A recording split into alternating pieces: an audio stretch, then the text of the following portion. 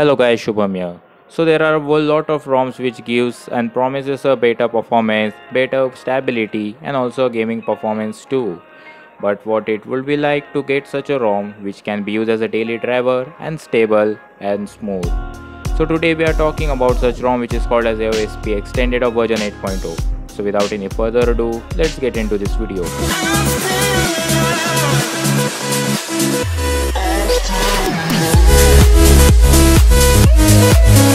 So let's now look at the system and information of this ROM. As moving towards the above section of the ROM, as you can see that is the AEX version of version 8.0 running on the Android 11 version security patch of 5th of April 2020 and a kernel which is something made by the developer itself. It runs on the Android 11. As you can see the Android 11 is direct, and yes, the ROM is pretty smooth and also got some of the default system customizations. You got something like Mi Extras where you get some of the features where you get in other ROMs too. Moving toward the system tweaks, here you will get some information regarding battery and other gaming performance. As the ROM is much of gaming centric, you will get all this information. All the system informations and also something called as the color calibration is available in this ROM. This is something adopted from the ROG phone. So yeah, as I said, the ROM is gaming centric. They also included some things like this. You will also get some OT updates. So yes, you can directly download the latest build from here itself and you can dirty flash from here though. So let's now move toward the extended customizations. So talking about the customizations, the ROM has a whole bunch and bundle of customizations.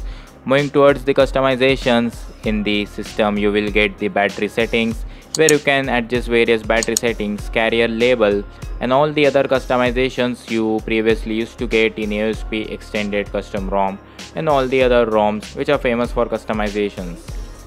You will get almost all type of customization with respect to status bar, display cutout settings when you can play your game without any issues and you can adjust the display cutout.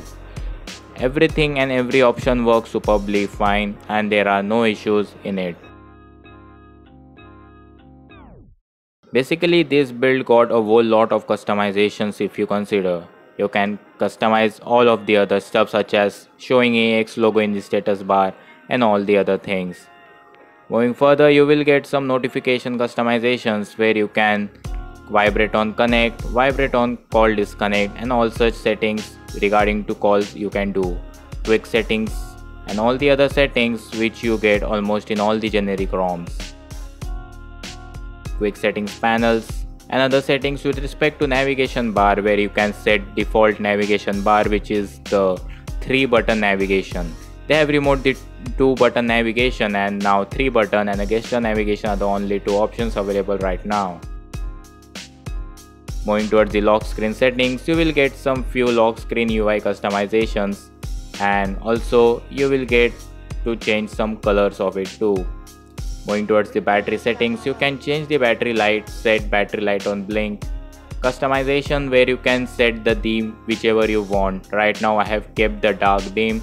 You can keep any of the themes such as extended UI and all the other available. So with respect to customization, this ROM gets 10 on 10 as they didn't left any of the customizations whichever you can really expect or you imagine. Customization with respect to icons and all the other headline body font customizations, the way you want, everything is available in this ROM without any issues. Moving towards the buttons, then you will get the buttons regarding power menu customizations. So all the customizations regarding this ROM is pretty smooth and everything is working superbly. 3-finger swipe gesture for screenshot also works pretty much good and fine. Moving towards the tiles customizations, you will get many more and more of tiles. These are some of the tiles which I have added in it. You can get the frame rate, that is the FPS count, and also these audio settings such as mono or stereo, whichever audio you like. Moving further, you will get all the other tiles which you can expect and which you can want. Any of the tiles you can just drag and keep and everything and every settings will be handy for you in just a click.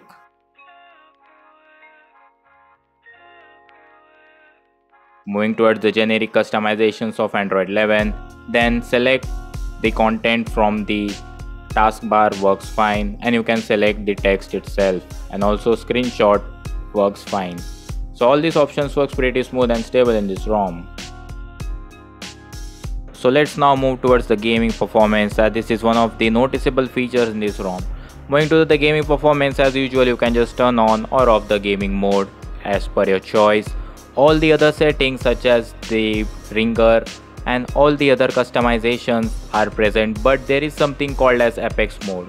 This Apex mode improves your gaming performance and also adaptive frame rate, which is something with respect to framing rates in your game while you play games. Adding dynamically games is also just like before, but Apex mode and adaptive frame rate is something new. So these are some of the features which are quite few, but also this add-on is something new in the gaming mode itself. You will also get FPS information where you can just keep track on your frame rates while you play games, and you can notice if there are any frame drops or any jitter or lag in it itself.